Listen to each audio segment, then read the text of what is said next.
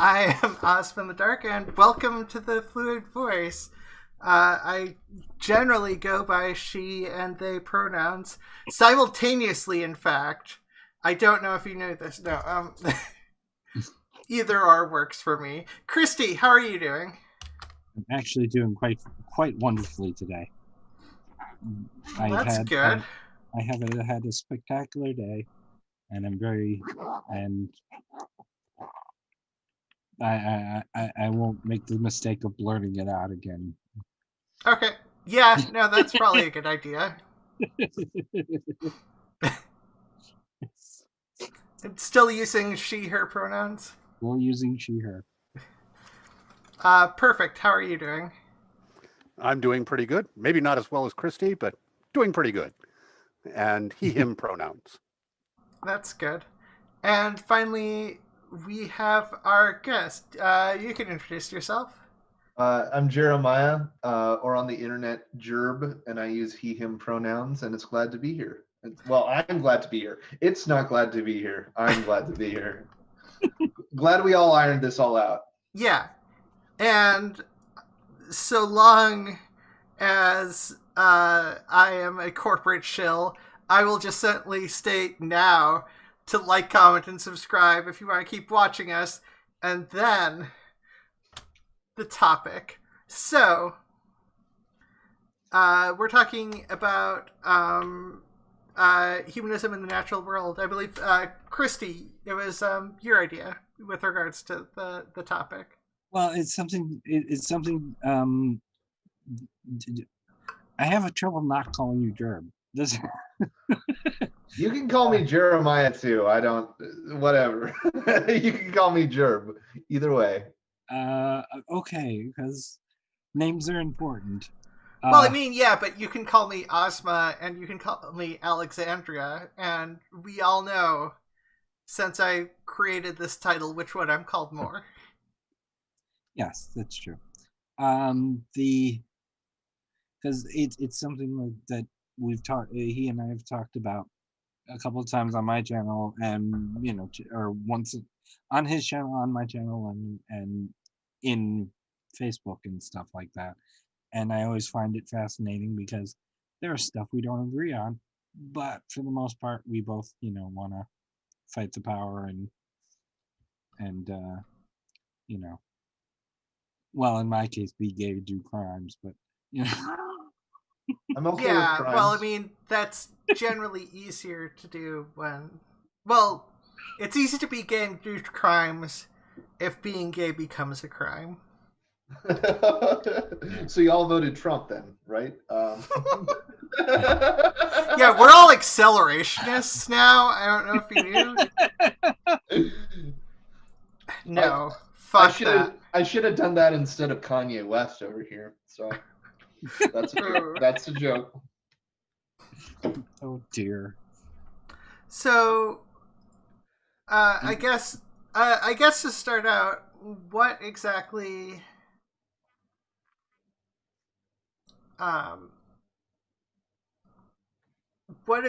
constitutes humanism in the natural? Is there any difference between that and regular humanism, or am I just overthinking things? You mean between secular humanism and regular humanism? Yeah, I suppose. Materialist humanism. Yeah, I mean, I think humanism. I'm more of the opinion now these days that humanism should be a more or less a big tent thing. So in that case, one could be a Christian humanist, one could be a Muslim humanist. It's just that secular humanists do have more of a constrained worldview that should not preclude them from organizing with other people of a humanist bent.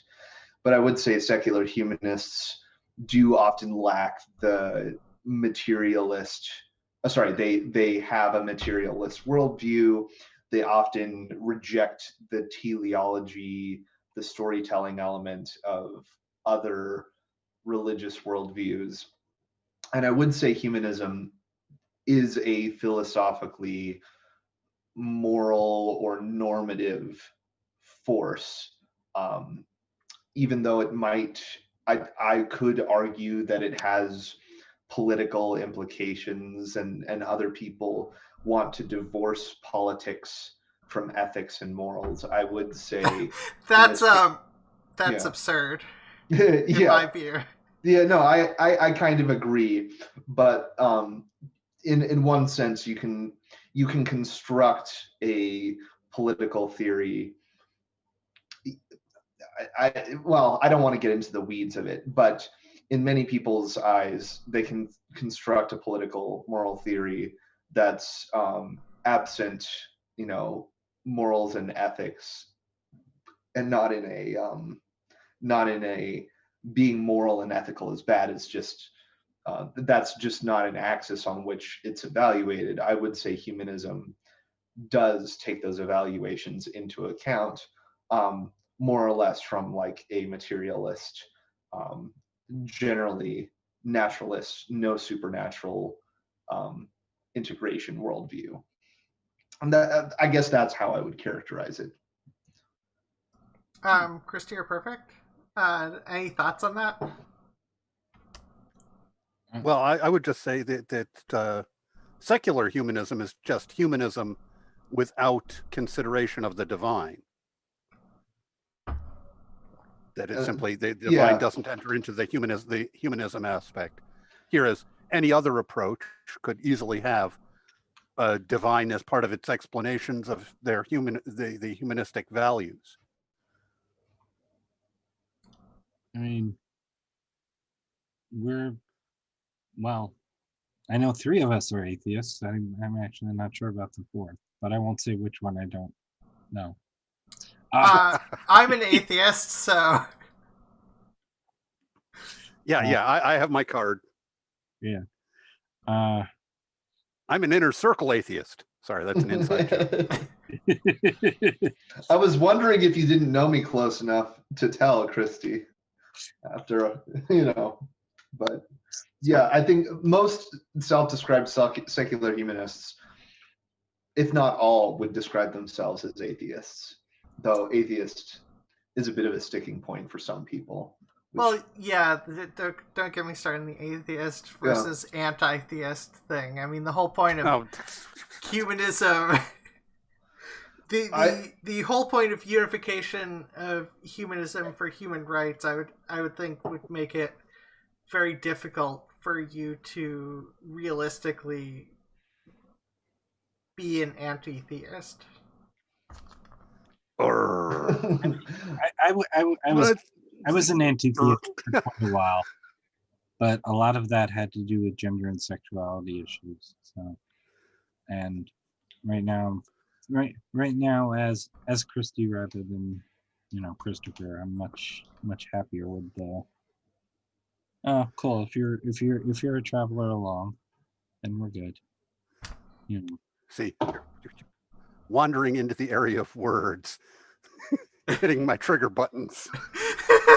I think for humanism to have any sort of efficacy and positive effect on the world, it's got to get beyond some of these taxonomical linguistic squabbles. And I think that is one of the things that I've been an atheist for about 8 years now, and been integrated into the deep atheist scene, and I generally think at this point we're far beyond debating these little intricacies, and if humanism is going to have a positive effect, it should be about action in the real world, which debating over which brand of theist, anti-theist, humanist, agnostic, all this, whatever, we're going to move on and create a better world with what we have moving forward.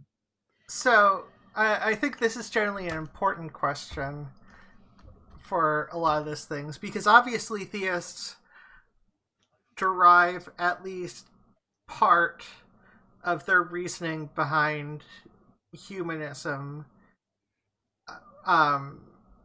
based on believing that there is a definite good or definite evil. Generally, that's how I view it. Although, depending on the religion, that's not the case. Religions can get complicated, and it's not always that simple. But Well, I can. what exactly is the reasoning behind the materialist aspect of humanism? What is what do you think is the reasoning for the goal? Well, if I'm going to answer, I would say one of the things that frustrates me about humanism per se is sort of a lack of teleology or goal. I will say the motivation for humanism having this materialism is less ethical or normative and more descriptive. As far as we can tell, this is how the world works. It doesn't have a necessary purpose. It doesn't necessarily have an end point that we're all reaching to. As far as we can tell, these are the laws of nature. This is what we can. This is how we see the world work, and this is how we get. This is what we can suss out from how the world functions. So it is more of a descriptive behavior and ethos rather than a, you know, we should want the world to be, you know, have this end goal or end point. So as far as developing an end goal or strategy or what you seem to imply in the question, that I think that is one of the weak points of humanism, is necessarily that, you know, say if you're a Christian, you can work, say like maybe you are a, what's the term? What is it? Liberation theology. What if you're a liberation theologian? You can have a moral framework for the world and believe that justice can be served and see the world through a Christian framework, leading to those end goals. And if you're a secular humanist, you probably don't necessarily see that as a necessity in the way of the world. I mean, that being said, that is seemingly how the world works. So, like, I think if you are going to put things into concrete action, you need more than just the material descriptions of the world, which are often very compatible with humanism. But there are other sort of ideologies that you can throw in there to develop your intended ends, rather than just, you know, trying to find some sort of humanist Bible and seeing what you can extract from that to move forward with your, I don't know, worldview beliefs. But yeah.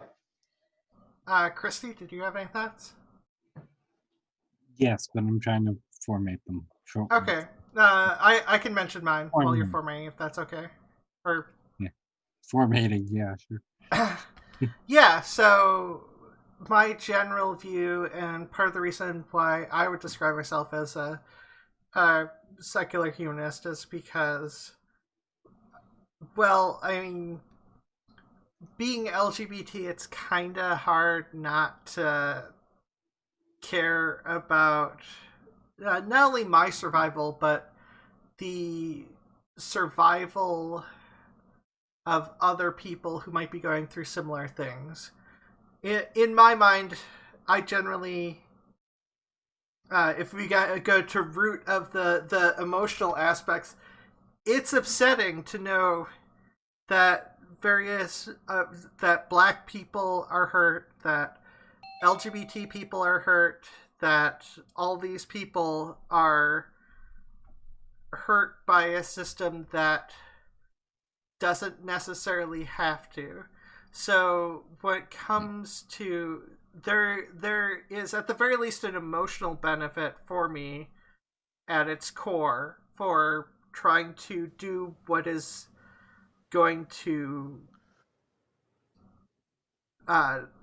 decrease the most suffering, and by decreasing the most suffering, also increasing a certain amount of joy in the world. It's essentially focusing on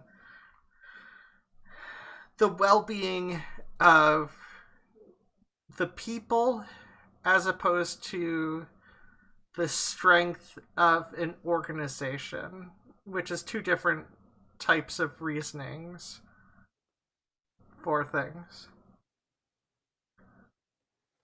I don't know if I...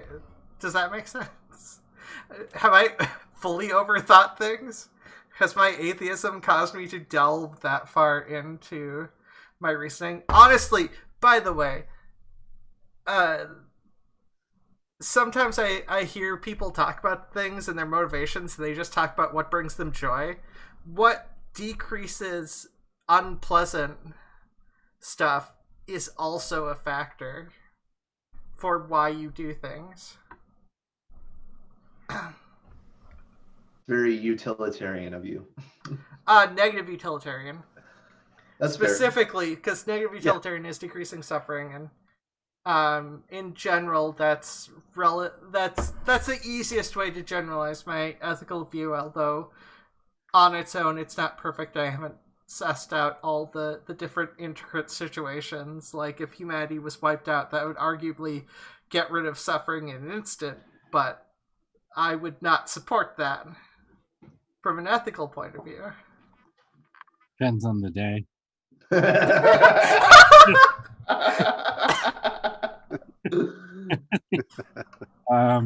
Giant meteor 2020. Yeah, exactly. Oh God.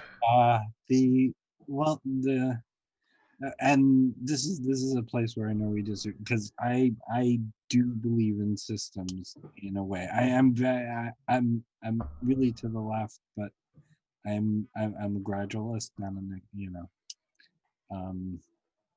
I think we can get there, but we have to have systems in place until then.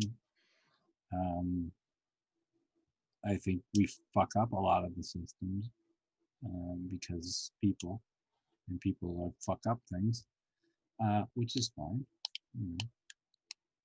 We've all, I mean, except for Perfict here, the rest of us have fucked up lots. Well, yeah, of course. But I mean, look at the name. See, not quite perfect. Not quite perfect. But I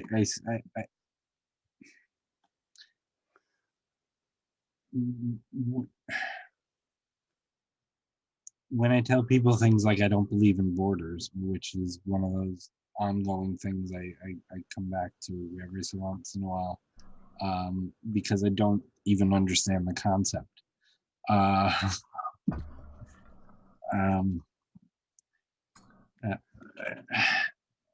There's a lot of things in life I just don't understand. But that there really aren't stark lines where people change. There's stark lines where the laws that govern change. Yeah, exactly. But there's not stark lines where people change. I live on the and were I to walk a block away, I have my choice of being in two different cities. Yeah. As I further dox myself, showing where I live. Yeah. Well, in terms of that, in relation to that, and maybe I just want to blurt out something I saw that I liked, which is you can't separate America can't separate religion from the country, or not the religion from the state or whatever, because the state is its own kind of religion. Yeah, I mean, it is, but we can change the. Yeah, the whole idea that the country was founded on religion and so on is all founded in like the mid 1930s. Well, no, it's not that it's founded on religion. It's just that like we take a flag out there and that gets worshipped, and we there's like a cultural almost worship of the military structures. Like, you know, if someone has been to a military, they're supposed to be respected as some, you know, magnificent being. Like, anyone who gets into any sort of political power is supposed to be just the fact that they got into that position of political power is a reason for them to be praised. Like, there's a lot of semi-religious aspects to the culture when it comes to our view of government. I see what as soon as you become a congressman, you're the honored representative from. Well, one of the because Sophia isn't here, I have to do the Doug Stanhope quotes this time. He has the one line is, people keep saying support the troops. I'm like, I don't know them.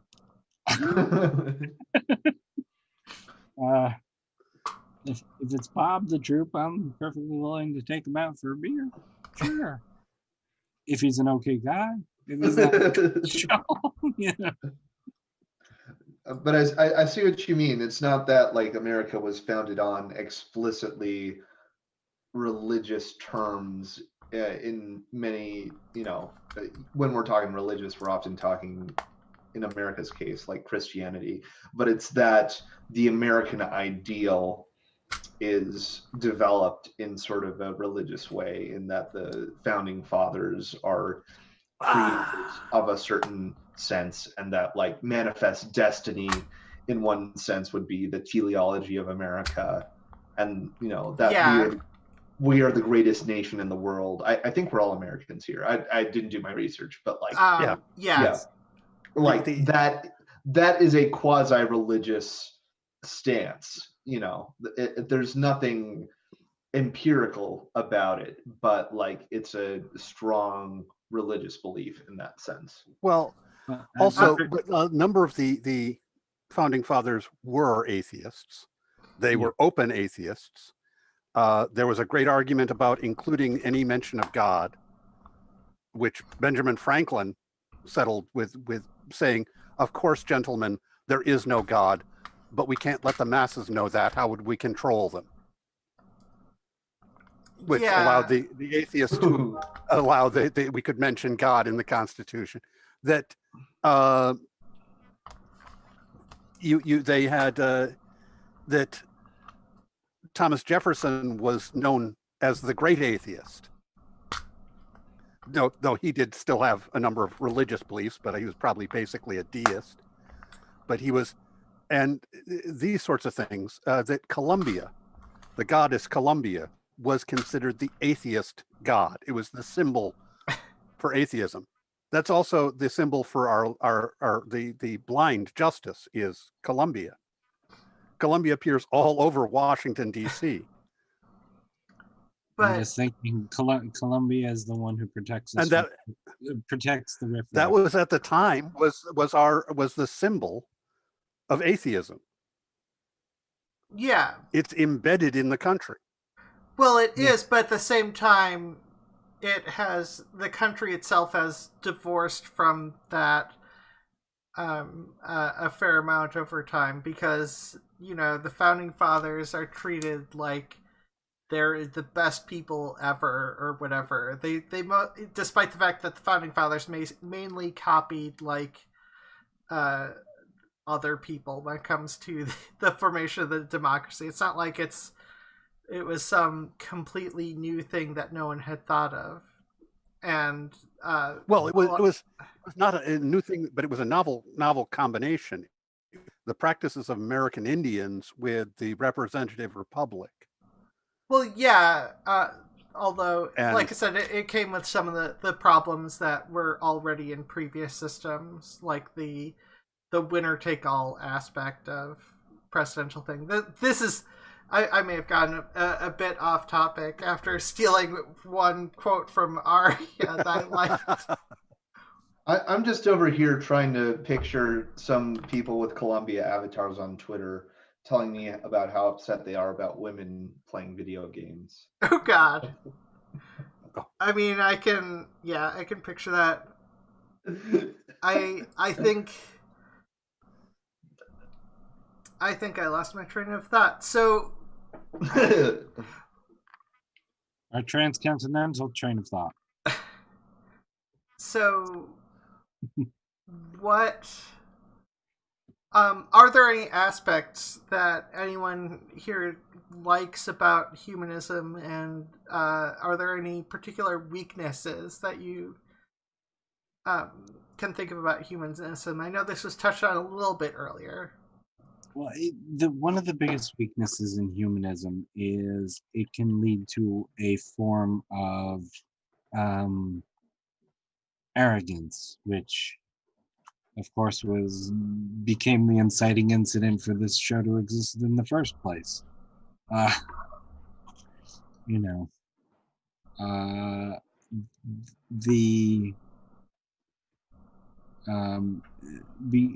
where you have your I'm a humanist, therefore I am right in everything people. And those people are all wrong, and they do not belong, therefore, to my tribe because they are wrong. And so we get to treat them poorly, which is a line of thinking that is an easy step-by-step to make until eventually humanism's out the fucking window, and you have the inciting incident of this show itself was a continuation of the ACA debacle. Yeah, I'm a secular humanist, therefore I am more morally evolved than you are. Yeah, yes, that's a common trope. And problematic with the humanist movement. But the assumption of having superiority and a pipeline to the truth is problematic. But I don't think that detracts from humanism as a ideal or as a movement. So you're always going to have members who are acting in ways outside the interests of the movement. I'm just thinking it's something that needs to be, people need to be careful of.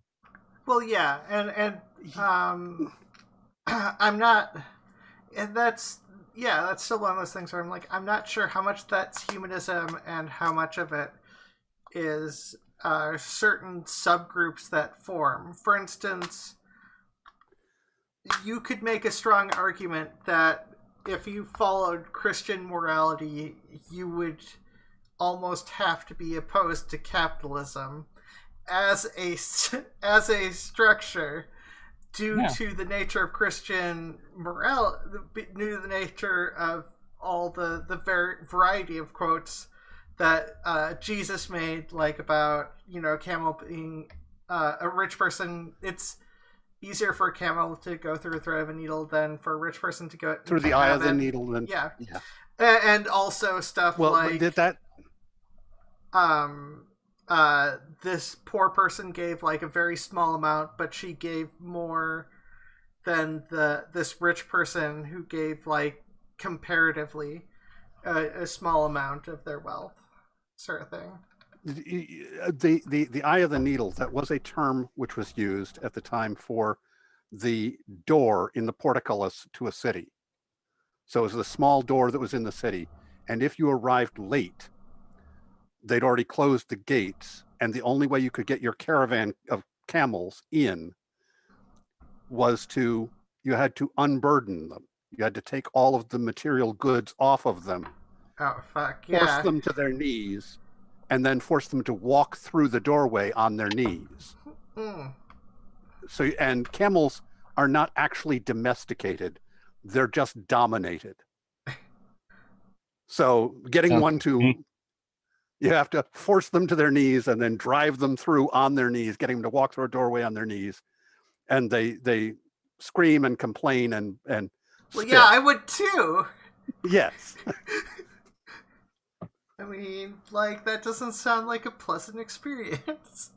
It's not pleasant for anybody, but that's what I am fairly convinced, and I know other people who are, that is what that is a reference to. It's saying that a rich man has to give up their material possessions and humble themselves and go through the doorway on their knees. Yep. Which it's a fairly good parallel to what Jesus was always talking about. So that makes really good sense to me, and that someone at that time would understand this. Yeah, but like the point is, when it comes to, the rich person is very apt to bray and spit while he makes them do this. Well, yeah, but I guess my point is, I don't put the sort of attitude that if you get rich, you are living in God's favor type attitude amongst far too much Christianity at the moment. That attitude I don't put as necessarily at the fault of Christianity. Similarly, I don't put the people who refer to themselves as secular humanists, who disregard every aspect of secular humanism. I don't necessarily put I don't necessarily put that at the fault of secular humanism so much as the subgroups of people who are perverting the term. Yeah, the prosperity gospel is problematic. It appeals to the same parts of the brain that the lottery does. You can't win if you don't play. So you need to stick with it. It'll be your turn eventually. Eventually, you will get all the rewards. Just keep sticking in there. Of course, not everybody gets to be prosperous, but God loves everyone. It'll be your turn soon. God loves everybody but people like us. Well, that's other doctrines too, yes, that often get folded right in there. That if you aren't seeing prosperity, it's because you're doing something wicked. Yeah. It's your fault. Classic victim blaming. I would like to say, prosperity. I think we, based on the tone of this conversation, the prosperity gospel isn't, even as atheists who don't give any authority to biblical, teachings. We don't necessarily think that the prosperity gospel teachings are a necessary outcome of Christian theology, which I think that can be supported. And honestly, I'm very anti-essentialist myself, in that I don't really think any one religious belief or sect has any essential characteristics, even up to and including, for example, that Jesus is the Son of God and he's going to save us all in the case of Christianity, which is kind of controversial. I don't know if I necessarily want to defend that right now, but I think one of the strengths of humanism is there is sort of an inbuilt non-essentialism baked into it, in that a lot of self-described secular humanists, they don't necessarily have dogmas, which is good, but also they can recognize other people's beliefs and tenets in a way that they can recognize maybe those people don't act as dogmatically as I do as well, and we can still find common ground to fight the power and all that, which may actually be one of its weaknesses too, It is kind of a postmodern way of viewing the world. No, not that. Yeah, I know. When I was in 2017, when Charlottesville happened, it was in August of 2017. Obviously, horrible, not good people on both sides. There were horrible people on one side and like people fighting those people on the other. And Heather Heyer, rest in peace, rest in power, died as a result of that gathering. Um, I'm from Colorado. I lived in Boulder proper at the time, and I joined a march in Denver. And the people gathering as sort of a reaction to Charlottesville, a lot of them were wearing church short shirts. They were members of Baptist congregations, Presbyterian congregations, Methodist congregations. There were preachers speaking at this event, and I saw no people. I was wearing, I think, maybe my black non-believer shirt or like my AHA shirt. I saw nobody else wearing anything atheist or humanist related. Not only that, the local atheist group in Denver said nothing publicly about Charlottesville, denouncing it or anything. And it just got me to wondering, when it comes to changing the world for the better, I think one thing that separates humanism from just baseline atheism is that it's necessarily going to have to reach across the aisle to other people of, moral communities and, try and reach across the aisle for a common cause. In this case, uh, joining a march with, Christians and other religious folk to fight against white supremacy in this instance. Yeah. Yeah, and the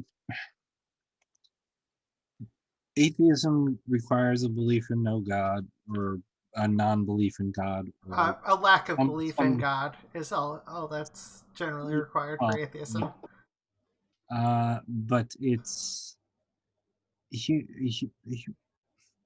humanism at its best, and a lot of people who are just straight up atheists who don't really give a shit about other people call themselves humanists because it sounds cooler. But the humanism does share the one thing with religion, which it is a belief that things can get better. It's just not in the and there's a lot of religious people who believe that things get better in the by and by, and of course you have the first section of the Kabbalah, which tells you that that the job of well, it says specifically Jew in there, but it meant people of the people is to heal the world. Not to focus on the least important part of what you said, but that's what I'm going to do. Yeah. So you're suggesting that atheists have false believers in their midst? Yes, I am. Well, I mean, the thing is, when it comes to atheism, there is multiple ways that one could become an atheist. And not all of those ways relate to thinking logically. And I think when it comes to, I don't know, maybe it's due to my privilege of being somewhat educated. I say that like I'm downplaying something. It's an associate's degree. It's not like that big, but it's still above high school education. So it's not like it's nothing, and that might affect my general view. But I think logic is there are benefits to actually understanding logic and not just superficially understanding it. I guess more than that, I think it's helpful to learn ethics. I think ethics just shouldn't be ignored. If you're learning logic and whatnot, ethics is a really good thing. One of the things that people get a little, okay, you're a strange person. Well, I mean, they get that anyway. Yes. With me, that the one religion I have the biggest problem with is Hindu, because one of the core tenets of Hindu, and not necessarily the way people practice it, obviously, is that things can't change.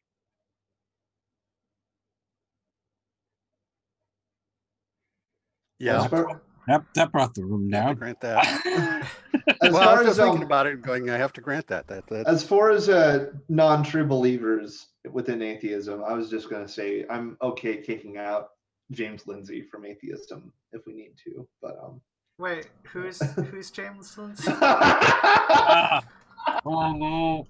Look, it doesn't matter. They're out didn't already. pay much attention to YouTube until like a couple years ago. You know, the only things I watched were like, you know, Jim Sterling's show and like Matt Pat was like a large majority of what I watched. He's actually not much of a YouTube guy. He's more of a Twitter guy who has recently joined some like Christian nationalist conferences and all that. So he's number one on my list for kicking out of atheism. we can eat David Silverman too, I think. Yeet David Silverman. I'm sure, you know, David Silverman, you know, fuck him. He doesn't believe in any gods, I'm sure. But still, I'm okay kicking him out of atheism. Well, you can't kick someone out of atheism. So, like, I'm not going to get... Except if it's David Silverman. Yeah, but, like, we're starting to get into exclusionary mentality. And, like, once you start getting into exclusionary mentality... my goalkeeping. You start going into the you know, these are the true atheists and these are the fake atheists, and then you start getting into gatekeeping. We're gatekeeping atheism. No, gatekeeping bad. I'm not allowed pearly gatekeeping atheism. But out of curiosity, so why do you think secular humanism became popular amongst a lot of atheists? Well, it's not a new phenomenon. W.E.B. Du Bois, before the turn of the 20th century, wrote about humanism. Sartre, who was, you know, World War II era freedom fighter, existentialist, also explicitly wrote about humanism. You can check out his essay, Existentialism is a Humanism. So I think from a historical perspective, humanism is a reaction to, you know, a growth in non-religious belief writ large. And I think the growth in contemporary humanism today is more or less an outgrowth of the boost in atheism writ large, as a result of, you know, spooky scare word new atheism. But among those of us this day and age who are becoming atheists, maybe as the result of the internet or whatever, you know, maybe there's a faction who just wants to dunk on Christians on YouTube or Reddit or whatever, or Twitter. But there is also the faction of humanists who do have a moral foundation and have a vision of the world that is better and do want to put their feet on the ground and improve the world writ large. and I would say that faction is responsible for the boost in humanism today. Even if maybe that explanation is more an explanation as a result in the boost of atheism, which is like amoral in a sense. It's more just like a descriptive, depiction of the world. Humanists are growing now, I think, as a result, because there are inherently people who will reject their faith but still have a vision for a better world that is possible, other than just dunking on Christians on YouTube as much as they can to make themselves I mean fun. that just seems boring. I never really got the dunking on Christians thing, honestly. Oh, it's a sporting event. It's like feeding the Christians to the lions. I will cop to having done that in my early YouTube career under a different name. I'm not saying I wouldn't do it. I'm just saying. Honestly, it's only like the people who are actively cruel and exploiting people through Christianity. Although those are oftentimes the people who are getting dunked on when it comes to policy. But honestly, I kind of agree in general with what's being said. Although I would say it's just like a need to describe the morals you have, because oftentimes people describe their morals through their religion, and if you don't have a religion, well, then you need to actually have a name for your ethical position. And I think that's the most instinctive position to go to, is to help humanity. Yeah, the morals, that's a large part of what humanism provides, is an understanding, a moral framework that we all start with our moral intuitions, which are a product of, I believe they are a product of evolution and our society where we were raised, and our background. But there are parts of it that are evolutionary in their values, and they go back long ways. And part of it is just the immediate traditions that were involved when you were being raised. And you have moral intuitions.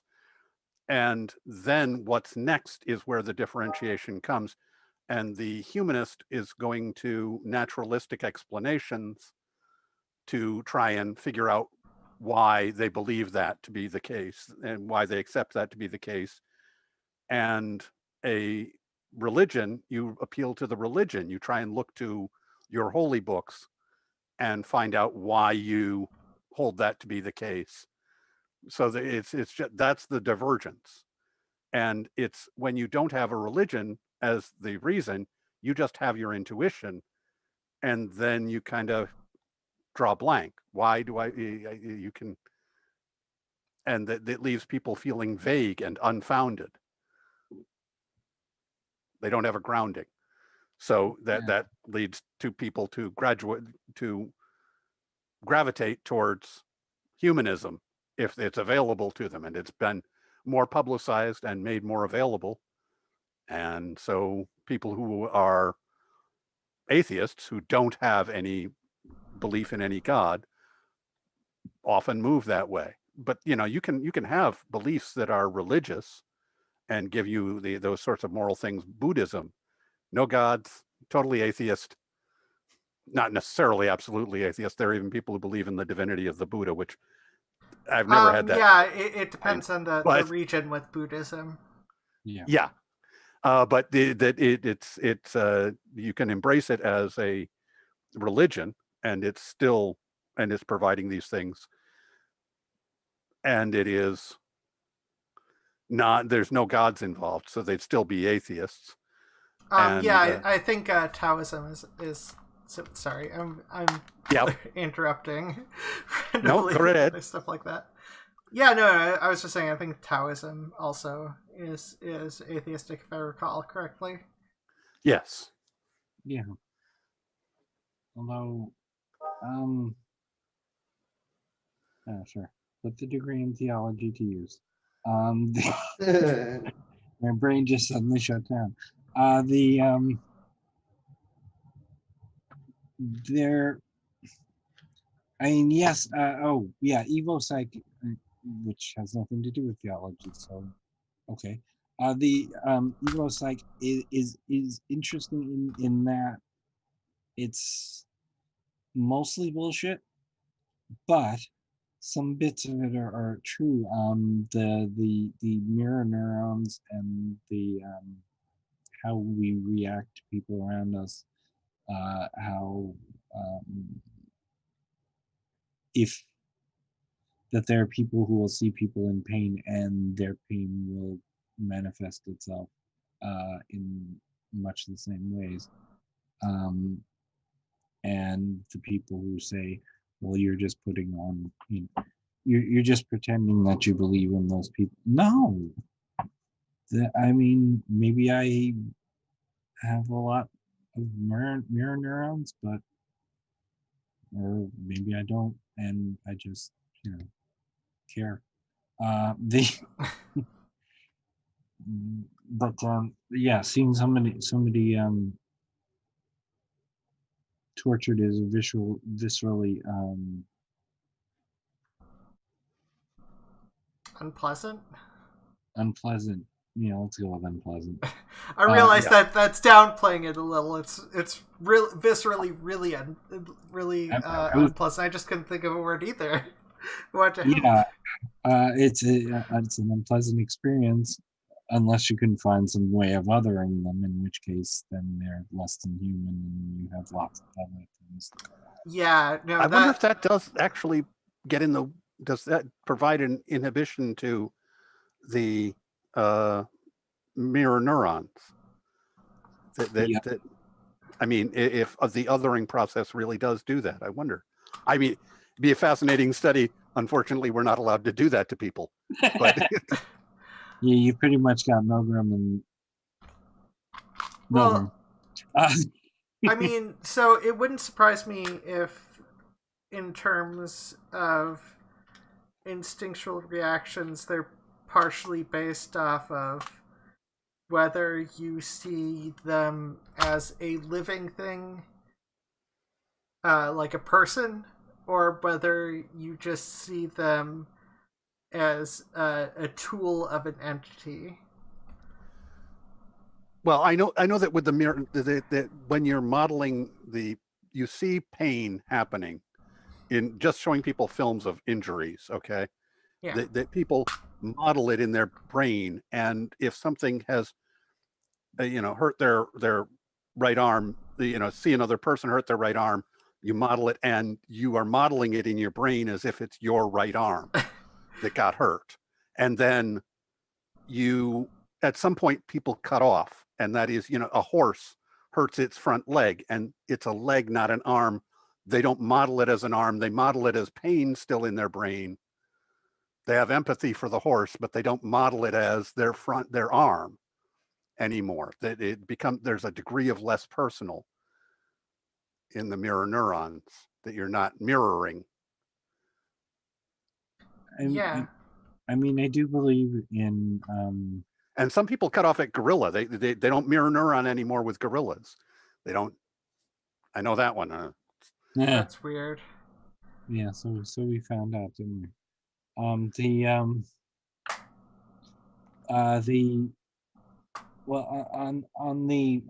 mirroring, it is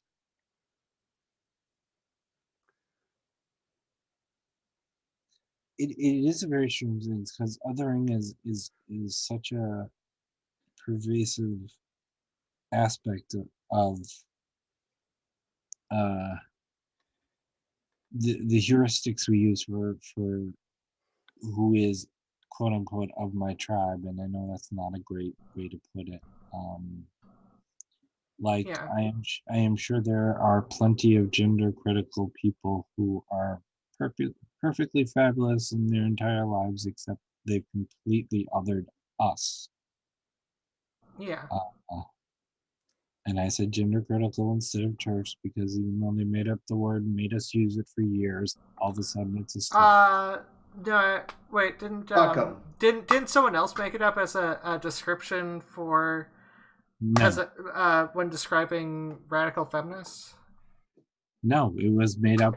It was made up specifically to describe the movement Well, yeah, but by someone in the movement. And oh, then okay. when we said, okay, we'll use that word, sure. I thought it was someone who wasn't and in the specifically. Oh, I yeah. thought it was someone who wasn't in the trans exclusion. Yeah. Oh no, You thought it was made up as a pejorative. Well, No, no, it I was- thought it was made up as a description about someone who by someone who did research and talked to radical feminists. No, it was made up by radical feminists. I've read the article in which it was first proposed as Yeah. as a terminology, and my brain it's like a well-known name, so it's not like I should be forgetting it. But Well, it's fine. I randomly just end up forgetting things a lot. And then Yeah. sometimes I don't randomly forget anything. But you very specifically forget things. so I was curious, as soon as Chad gets back, I was gonna ask another question. Well,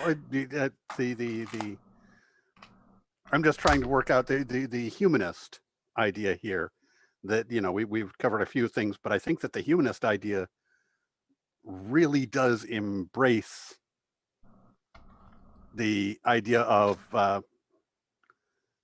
gender inclusion. I don't know how I'm at a loss for the right term for it, but when it's properly used, I would argue that humanism is focused on actually helping people. If you focus on actually helping people and listening to the scientific community about what is benefiting some people, then it's difficult to care about what gender someone is so much. If you actually follow humanism. And I guess so. Something that annoys me, and I don't know how much it annoys you.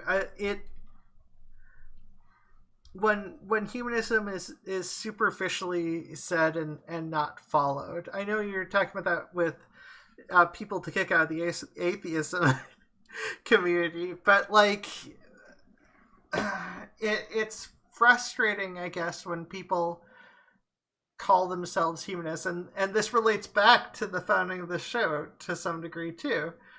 When people refer to themselves as humanists and then go out of their way to other people, which is antithetical to the idea of helping humans. Yeah, I don't know. Jerb, you first. Sorry. Yeah. I Yeah. mean that happens quite a bit. I'm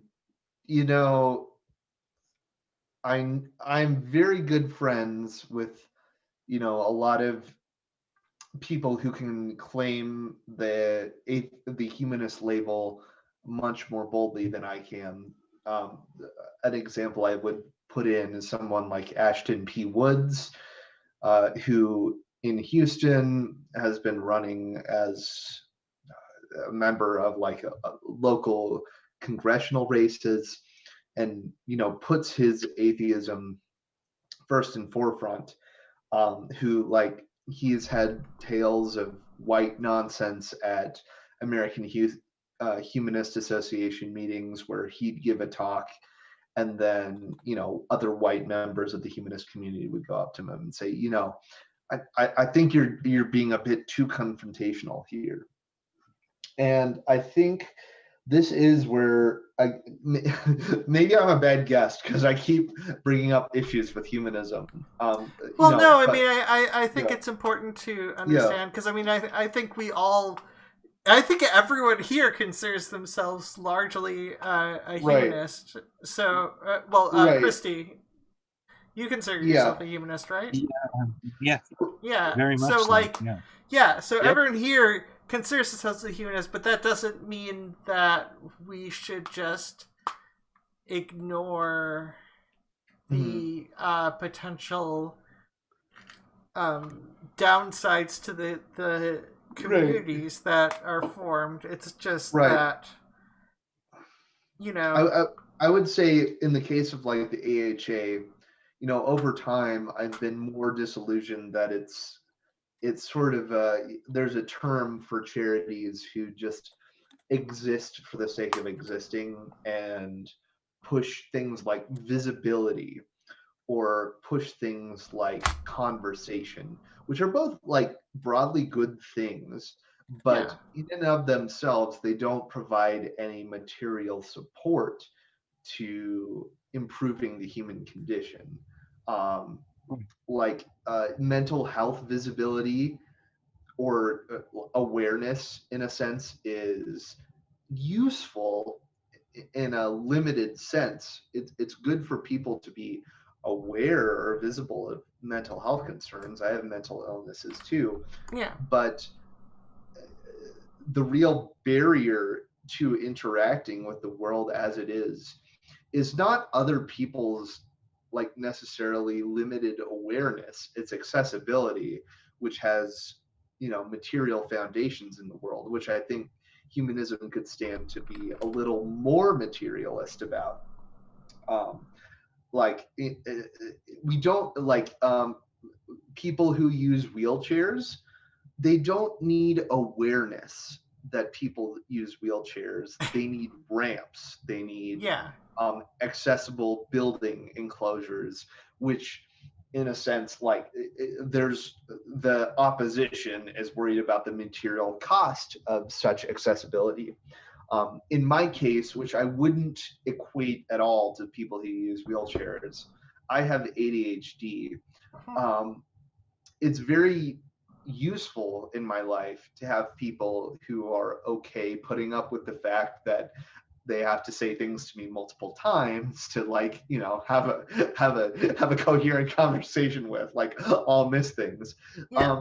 But in terms of like actually getting done what I need to get done, we were talking before we recorded about like losing weight and everything. Like I use drugs like literal medications to actually put in the motivation to becoming productive in a way that satisfied myself. And that's a material necessity that goes beyond like excessive like conversations or awareness.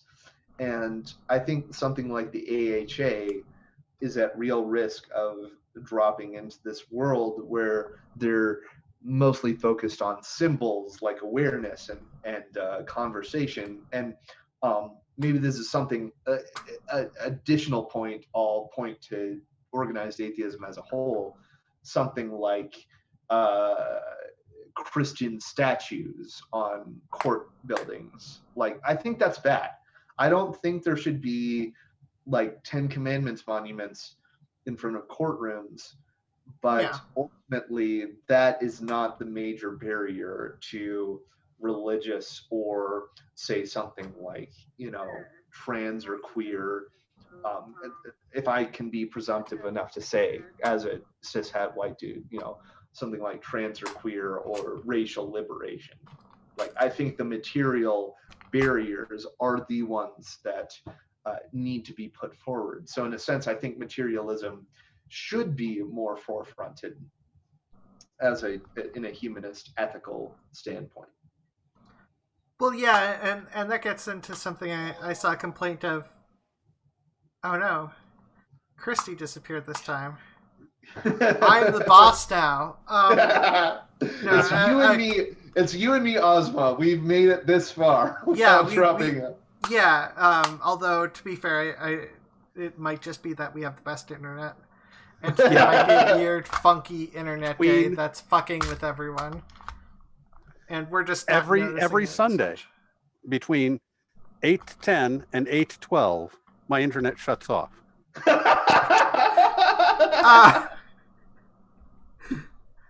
Yeah.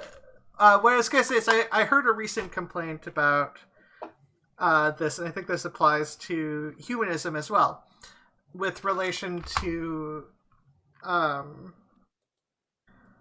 when stuff is just purely theory with no actual positive action taken, and where it's just like, yeah, you just need to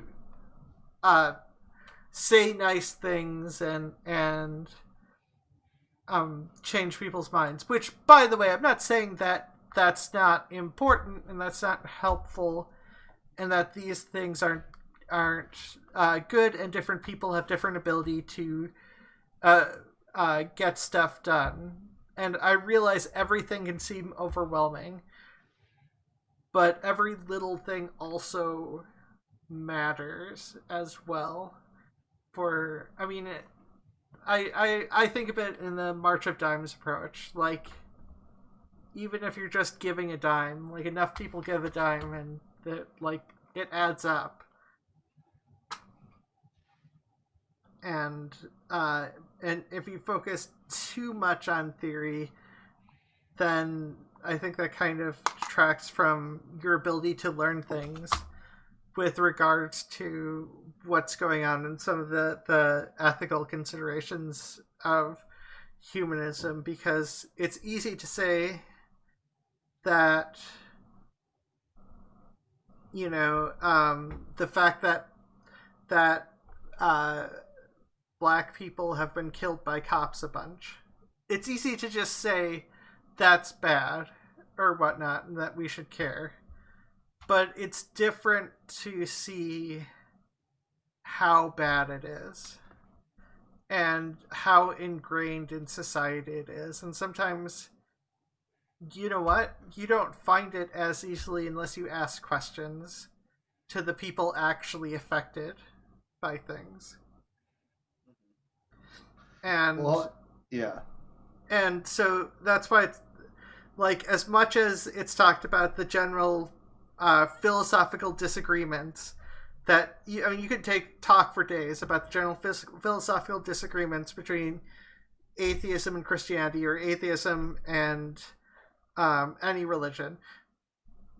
But honestly, that doesn't necessarily tell you what happens when a child who doesn't believe in a religion is forced to go to Catholic school, or a Christian school of any sort, or a Muslim school, and you know, some might be crueler than others, some might be more secular in their mentality, depending on the thing. I honestly haven't done as much research as I could have on this, and it's just, I guess it's good to know the actual impact of things in the real world, because otherwise you're just theorizing about the possible impact. I will say, to the extent of, you know, materialism on, say, you know, trans rights or queer rights, like I have no grounds to speak with any authority on that. But like, the first conversation I had on my channel with Christy, who praise be upon, she will be back. I don't know what's going on. Usually, yeah. If I had to guess, I would guess that's a computer problem, and she has to reset the whole goddamn thing, and that's why it's taking as long as it is. It's happened once or twice before. We'll trudge on without her, but you know, I did ask her about, you know, things like the effect of class on trans people, and I was more skeptical at the time of the effective class then as I was now. But the way she described it was, a lot of trans communities online exist as, donating to each other's GoFundMe accounts for, surgeries, etc., over and over, or it's supporting each other for being evicted from each other's homes all the time, or just being jobless writ large. And those are all functions of transphobia that have occurred in the real world, but they also occur as trans people's relations to material access to basic foundational resources like housing and being able to hold a job. And if one, like a trans person, had just as much access to material relations in holding a job as anyone else, or housing as anyone else,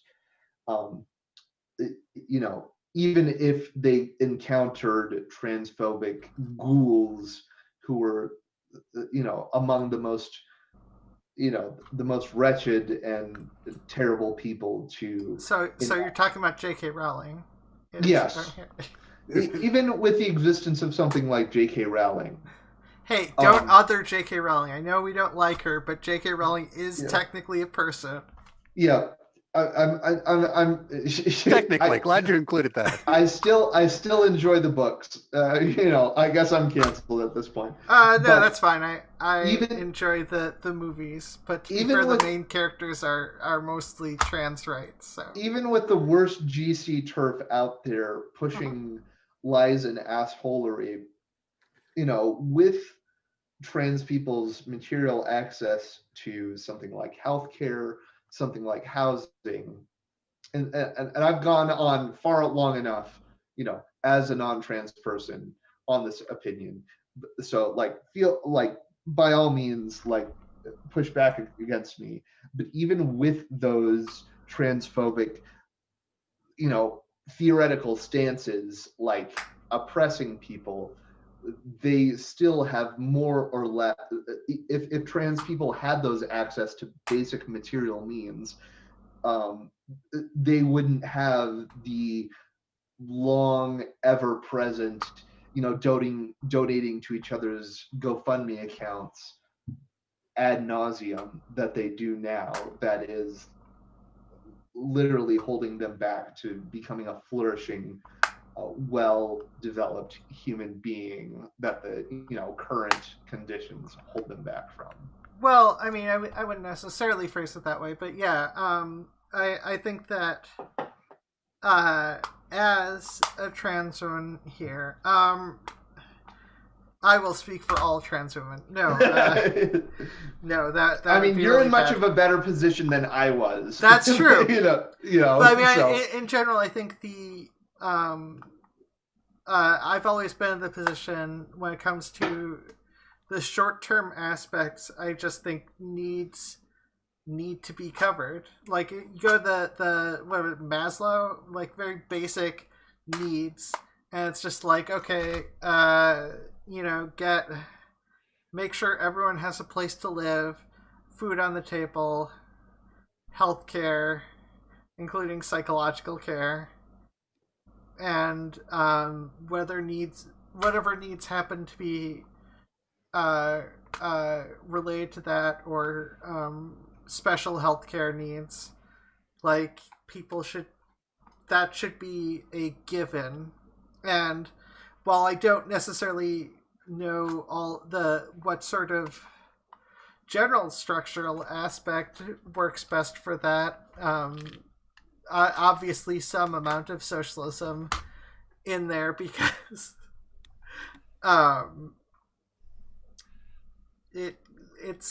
it's kind of needed to, at the very least, take care of that.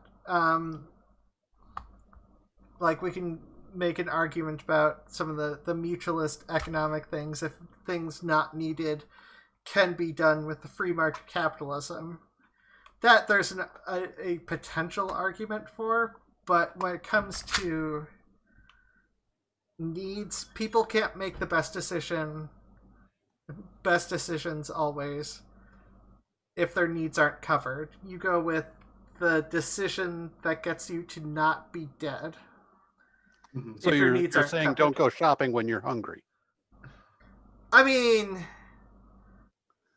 that's one factor, although I'm obviously just that's saying not guaranteed. everybody understands don't when you're in need is not the moment to be making. That's not the good time when you're in a good frame of mind to be making appropriate decisions. Well, yeah, but I mean, that's part of the problems with you can't find. So the free market capitalism is based on the fact that you choose the best jobs. Is the reasoning behind free market capitalism, and I don't see that as a realistic possibility if you need that job to make sure you can have your needs covered. You'll just get whatever job allows you to get your needs covered. Yeah. Hello, Twist. Hi, Christy. I waited specifically for you to be kicked out to start diverging to class politics. No, that's Well, that's fine because we're actually past the first half is the important thing to time to stay on topic. Now is technically Yeah, we're a past time. the watershed. We can Yeah, talk we're- about we're- anything. You Yeah, know, so technically, I guess to Which tie it. we were staying on topic before. If you hadn't noticed. I've been thirsting to say something though. One Okay. of the things that I have sometimes against the way we look at action and the way we look at the various ways how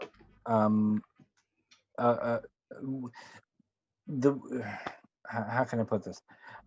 Action towards a goal is that we tend to lose the forest for the trees. This is an interaction that I actually saw happen, and you would think the second person is joking, but the second person is not. Somebody said, "I'm feeling super depressed today," on a chat, and the other person said, "No one can be happy under capitalism," oh God, ignoring the immediate needs for the long-term goal. yeah, that's That's yeah, funny, however. that's not helpful if someone's actually feeling depressed for you to just be like, well, by the way, it doesn't matter that you're depressed because, you know, everyone who lives under capitalism is depressed. So your singular depression isn't actually as important. Yeah. At least that's the impression that gives off. Yeah, and if I didn't know that the other person was serious, I'd say, okay, not a great joke, but you know, carry on. But it's kind of like, and I mean, fine. There are places we can disagree. I think voting is a form of direct action, but Yeah, no, I agree with that. yeah. I know you do, but a lot of people don't. Well, I hope you can define hear me a okay, lot by the of people, because if we're talking about, it's easy to get in a general circle of people who have an opinion. You're more likely to. Sometimes you end up more likely seeing an opinion that doesn't necessarily reflect the majority of how people feel. Yeah, probably. I don't know. I sometimes get very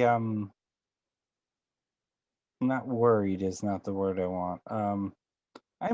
I'm good word. I have novels written, published stuff. Uh, Well, that's the problem. You used all your words. Now you're running out of words to use because you've used so many that all the words that you have available normally are your word population has diminished significantly because you Word used good so much. now you not do.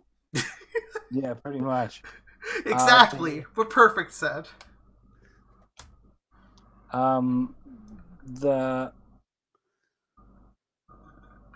Okay. I'm switching. I'm switching over. I'm gonna end for 2 seconds, and I'll be right back. Okay. We had a blackout, so Oh, okay. Oh no. yay. Hey, well, at least you didn't, unhook it with your foot. Yeah, that's what I thought at first. So I immediately jumped down to replug everything. Okay. Yeah. Not end meeting. No, leave. I don't want to end meeting. Yeah, please don't end the meeting. That would be embarrassing. Assign and leave. I am the host now.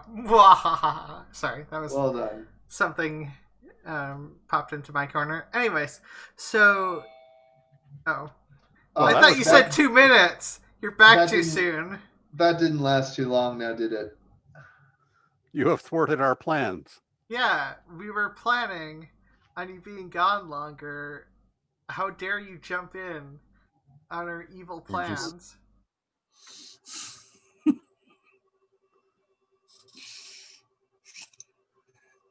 Okay.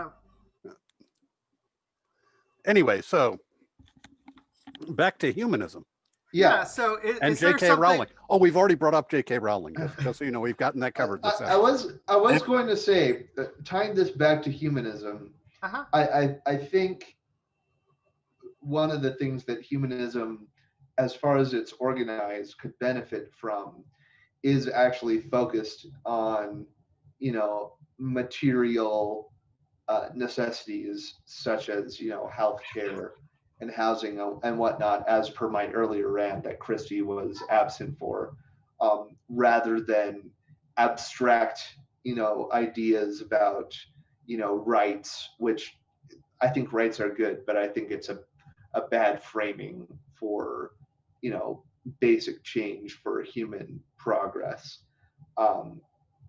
Like abstract notions of, debate and discourse and, the abstract ideas that have an impact on the world relative to what people actually need. And I think moving forward, humanism writ large could work more towards that rather than, their like absolute fetish for debate and discourse of every little obscure topic, across the board. See, now I'm taking what you're saying to be meaning things like, I look at it and I think that they should be focusing on more on both outreach to other communities and community outreach. That if a secular humanist organization can have as a foundational ideal that they want to see the separation of church and state and keep clear lines and that sort of thing, there are religious organizations that feel exactly the same way and are very much in favor of that, and they can work with them. But if they also were trying to feed the homeless, if they had an outreach where they were trying to set up to build ramps for the infirmed,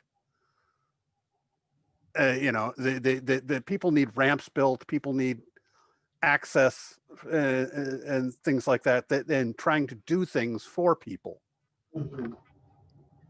that would be a big deal. And I think that people would be more inclined to join an organization that is not just, as you were saying, cerebral. I think that's a great way to put it, honestly. Yeah. Yeah. No, Christy, are you back?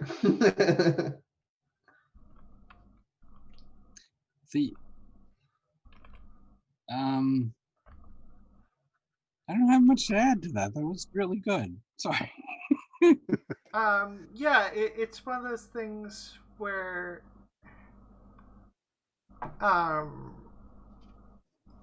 admittedly, I think this is a problem with some aspects of socialism as well. The when people get too cerebral and they're just like, oh, have you talked with, or have you read this specific? Read theory. Yeah, read theory. I've Kropotkined out. I've Kropotkined more than I can Kropotkin anymore. Sorry for interrupting. Yeah, no, that's definitely definitely an annoying sort of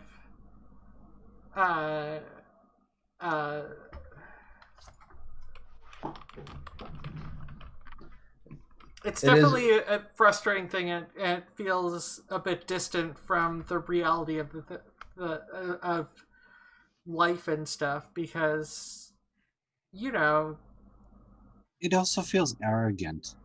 Yeah, definitely. And I'm arrogant. I understand. I recognize it in others because I'm better than them.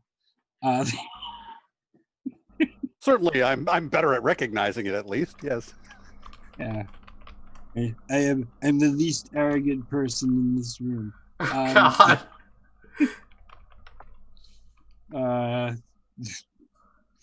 Sorry, it had to be done. One Trump joke. I had to. I'm so fucking humble over here.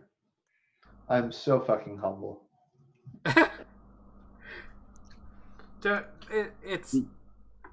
It's fine. We have done more for the humanist community than anyone in the history of the world ever, except maybe Aristotle. Now,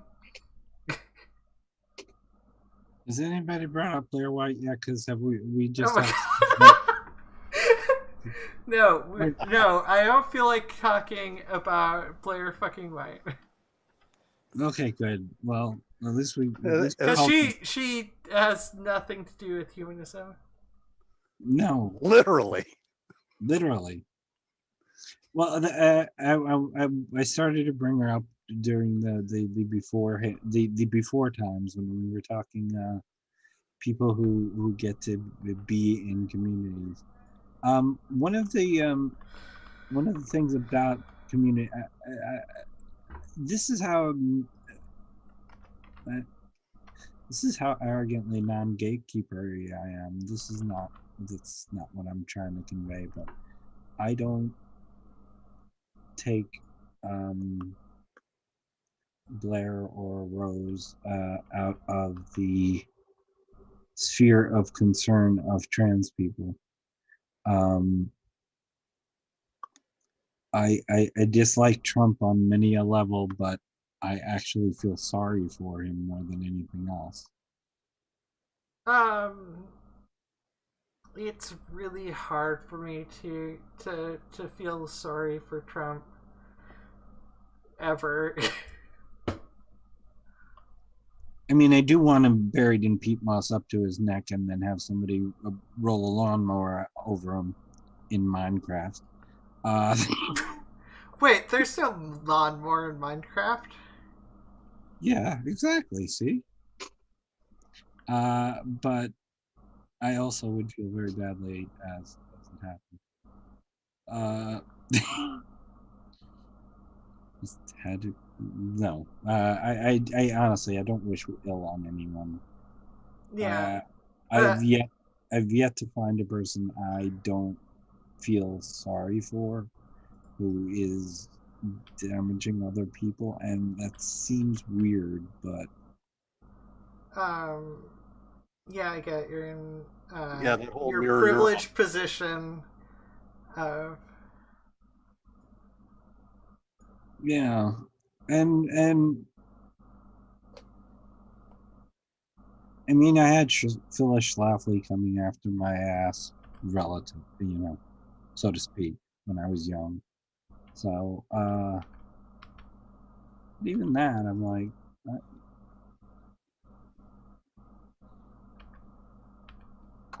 I don't find anybody outside of my sphere of concern. I just don't. Maybe that's part of the borders thing too. It's stuff I don't understand. Well, I mean, so I'm not trying to pull a better on you, and I'm trying to make sure I'm wording it that way, but I'm failing. So I to some degree I can sympathize, but I'm too jaded. After having a former friend who is emotionally abusive, it's very. I have found someone who I can't feel sympathy for, and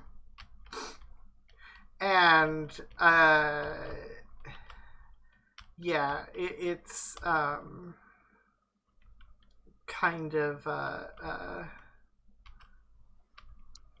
well, have I ever said you anybody who's listened to this, for more than an hour, knows that my stepfather was a Nazi. He died of Alzheimer's. Yeah. My words. I called I tried to call my father. I reached his wife. And what I said was, I hope the memories that went first are the ones that hurt him so badly. This is the way I approach things, and it's probably not always the best, but I believe the best of people. And I believe we can be better. And many of us are better if given the chance. Not Stephen Miller. He's just a lizard man. Would you extend that to anyone on Monster Island, Christy? Yes. That's one of the reasons we had. That's now. I think that would be a great thing to talk about now that that's been published to the world. Well, what I'm unaware of any. There were two people who were asked me out of that. Monster Island was interesting because it was supposed to be a debate thing, but it was mostly us, all us lefties, one self-loathing lesbian, and two guys who were dumb as hell, but convinced that that we didn't understand what right wing people, and when it caused a bit of a furor, and I say that with the umlaut, when I came out. I mean, there's only so much I can see Admiral Akbar in my feed.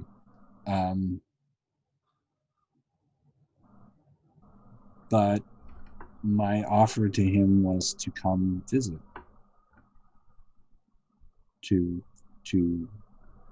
guy's name was Christopher, so it doesn't matter if you don't know his last name. Yeah, that was my offer, was to come and visit.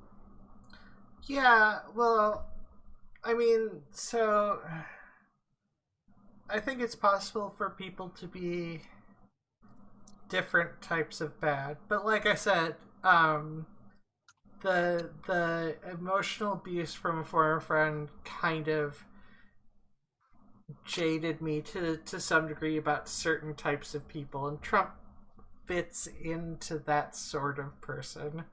So it's very yeah, like I said, it's still like way too hard for me to sympathize with him. Now that being said, I don't necessarily. I would prefer, in general, not to cause harm to people. In general, even if they're bad people. Yeah. Although, if there's no other choice in the circumstance, I totally will. I don't believe in an abstract called evil. Yeah, I don't. I don't believe in. Yeah, I don't really believe in evil either. It's just, I think that some people have a higher probability of doing things which are empathetical and helpful, and some people have a higher asshole index. Well, yeah, but like some people have a lower probability of doing something empathetical and helpful, and some people who have that lower probability will just of doing something empathetical will just do things that are not harmful to massive numbers of people. It's like a smaller percent. It's a small percentage of a small percentage that I'm just like, nope. You're an asshole who does cruel things and don't seem to be able to be capable of experiencing much in the way of empathy, or if you do, you don't act on it in any sort of meaningful way ever. And at some point the probability just drops too low for me, and I'm just like, I can't care about this. I can't. Maybe it's just my own self-preservation mentality of just like, I don't want to go through with this because I can't trust you, and I don't. Not you guys. I trust you guys. My default is to trust people, but if it's someone I can't trust and they've done lots of cruel things in the past, and I have no reason to think they won't do cruel things in the future, like there's a point, and it does depend on the person, because some people do there are lots of reasons that people can do bad things, and there's a lot of things, but there are certain people I will block on Twitter. Tomorrow on the news, you hear that J.K. Rowling's financial manager has absconded to the Bahamas with all of her money. Just how bad do you feel? You know what? J.K. Rowling, I would still feel bad for. If her life was so completely fucked, because she grew up, to my understanding, she grew up with her life being fucked, and going back to that, it's not that, like, obviously she's not in a good community now, but I don't know how much of it is her being brainwashed by that community and how much is just herself. And my default is not to think of someone as an irredeemable person, or a realistically low probability of being redeemed person. And I don't know with J.K. Rowling. I just know that she's bad right now. I'm not trying to do this out of any sense of moral superiority. As a matter of fact, being the way I am has gotten me walked on a lot. Yeah. I know that feeling.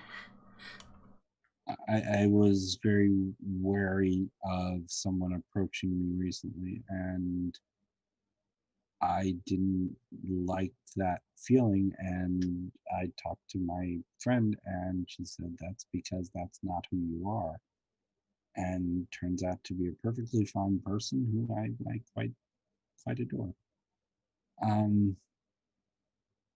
So my fine little bit of jadedness finally turned out to be a completely non-useful thing to happen.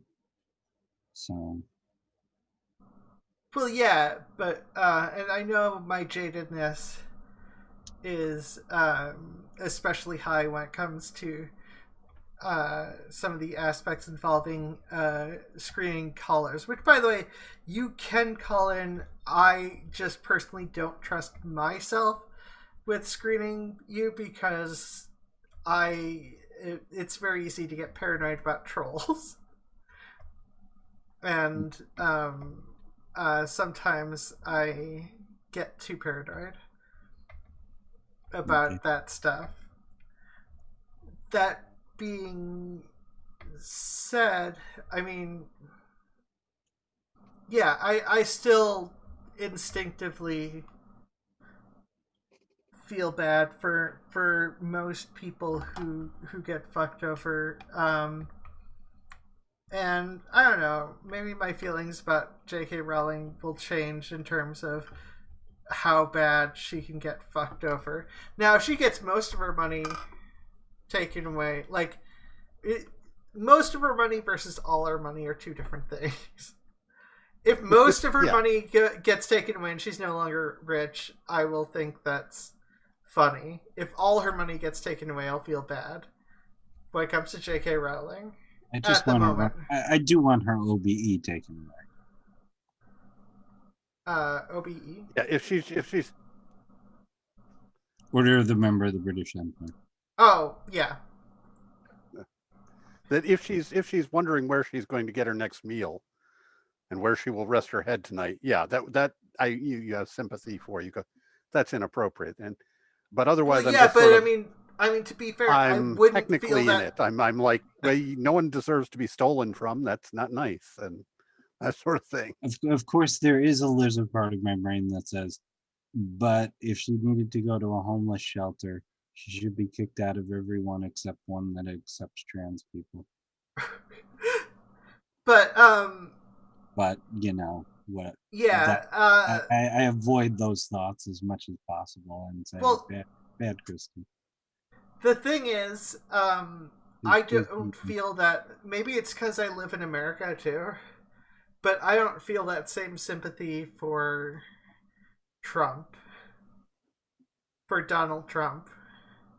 See, Donald Trump has hit the point where my brain has essentially gone, nope,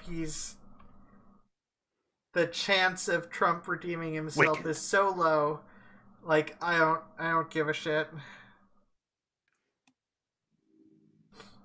Yeah. Trump tests my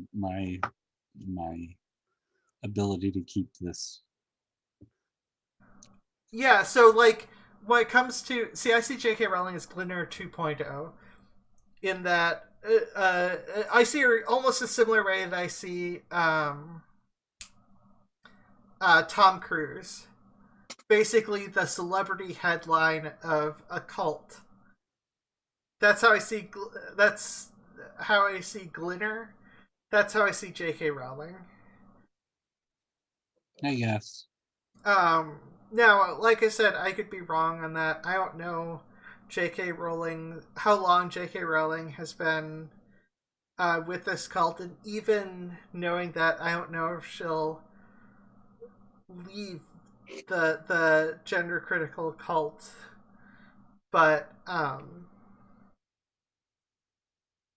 yeah,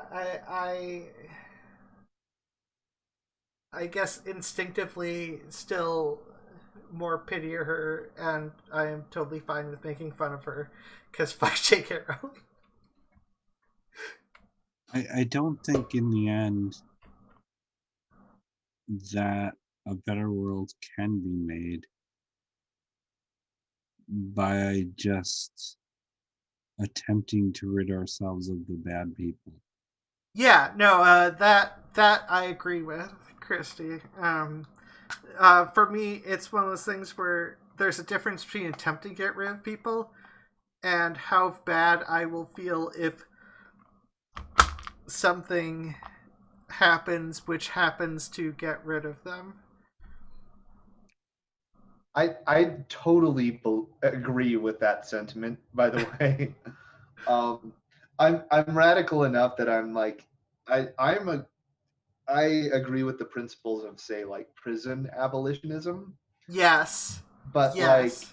like I'm 100% anti-death penalty, but when someone like Dylan Roof becomes convicted of like he gets a death sentence, he committed an atrocious, horrible act, shooting up a black church. Um, if I had some magic button that eliminated the death penalty and let Dylan Roof go free of that particular charge, I would push it without hesitation. That being said, I don't stay up at night when it comes to somebody like Dylan Roof. Like I just don't think too much about it, you know. See, yeah, there are theoretical circumstances where I'm fine with the death penalty, but I don't think they've ever occurred in America, ever. It's essentially when they're perfectly capable of committing the crime, even if they're not. Even if they're like locked away in a prison, they're perfectly capable of causing more harm. Like that doesn't stop them or impede them in any realistic way. And like I can only think of one case in Mexico or something, but like, so yeah, death penalty is bullshit, and people should be helped I'd as say the much as death possible. penalty is anti-humanism as far as Yes. humanism is Yes, Yeah. actually. See, I'm doing the work. I'm putting in the work of tying this into the theme of the Look. No, show. I Yep. know. I'm suddenly getting reflective here because every time you mention my stepfather, and these two will tell you, everything goes out the window, and I just get very deep into myself. Yeah. But, you know, that's It not... takes being raised by a Nazi to truly be a humanist. That's it. Yeah. I think people raised by Nazis can absolutely become humanists.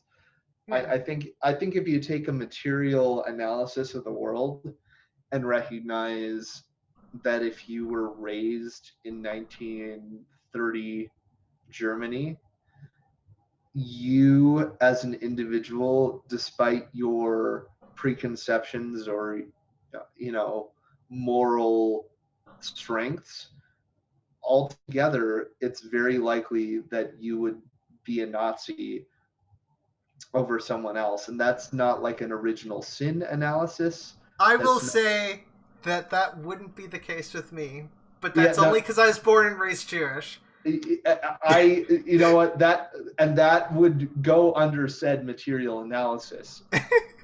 If you're the average citizen, you would Yeah. be very likely to fall under that banner, and this falls under something my Christy's and I mutual friend Aaron would put under the banner of moral luck. Moral luck. You know what I'm talking about? Yeah. Like that could be a whole episode of its own. I don't know if I need to go into it. But We're getting close to the end of the episode.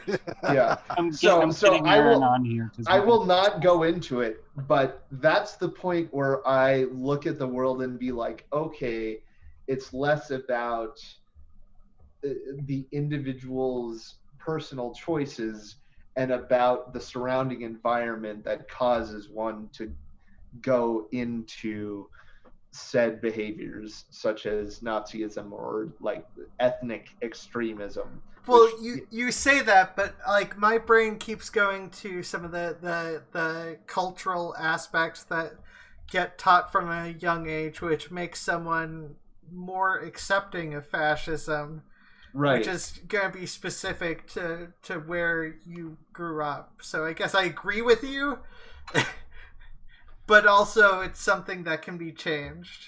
Right? No, absolutely, and it can be changed, but I'm going to say if humanism is going to have any major effect on the world, it's going to focus on the systems that cause a large amount of otherwise good and moral people to change their behaviors towards something ultimately corrosive and destructive towards humankind.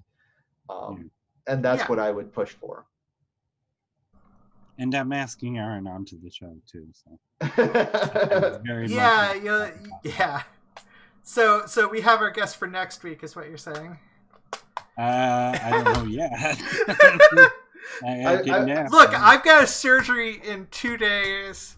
Sounds like a lot of work for me to deal with. Good luck with the surgery, by the way. Best wishes.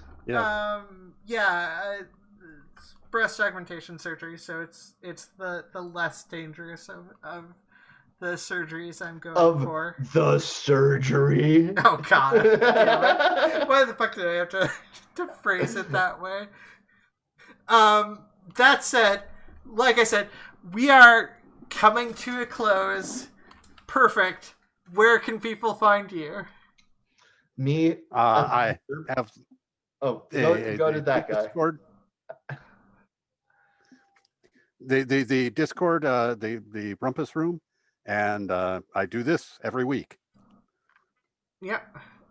Christy, where can people find you, and is there anything you're working on?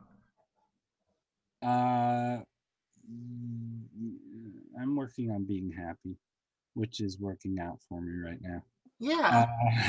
That's actually a really good thing. Christy's got it you get more done when you're happy. Yeah, I have been.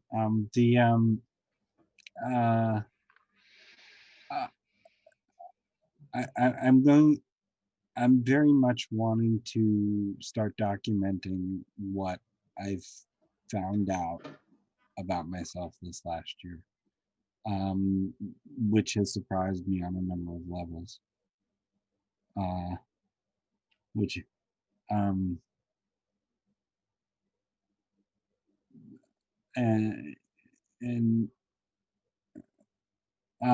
But since I'm not going to be working with the co-writer on the one project, I can actually just do it myself now. So, yay. And which means I can actually get it done. So look for new stuff on my channel, Christy Abbey. Chris Abbey Music has many gaps in its my other channel, Chris Abbey Music, has many gaps in its catalog, and I didn't realize how much until I had 5 different songs I wanted someone to hear, and none of them were there. So of my own songs, and I'm finishing working on both the novel and the album 7 Cardinal Verses. So about it. Oh, I'm on Twitter at Normality. I'm on Twitter way too much. Fair. Just in general, we all know Twitter is a hellscape. I like it. Well, yeah, I like it too, but it doesn't change the. No, there's community aspects. It's like a weird mixture of 2 incredible extremes. Jeremiah, where can people find you? They can find me on Twitter at Jerbivore, herbivore with a J. You can subscribe to my YouTube channel. I haven't had much activity there. I've been considering, doing some low-key SciComm blogs. Maybe I'll get those up eventually. Because I wasn't following you on Twitter before, and I get a link to that. How can people find you on YouTube? You can go to, I got to look at the URL now. My YouTube channel now is just Jerb. It used to be Jerb the Humanist. Now it's more or less just Jerb at Jerb. Let me see if I can find it real fast. I had you listed as Jerb the Humanist because it's just what I know you at. Yeah, I know. I rebranded. I guess humanism sucks. That's what the takeaway from. Oh God damn it! No, that's a bad takeaway. While he's looking because I never got to do this. Everybody congratulate him on his doctorate. Oh yeah, in the past year that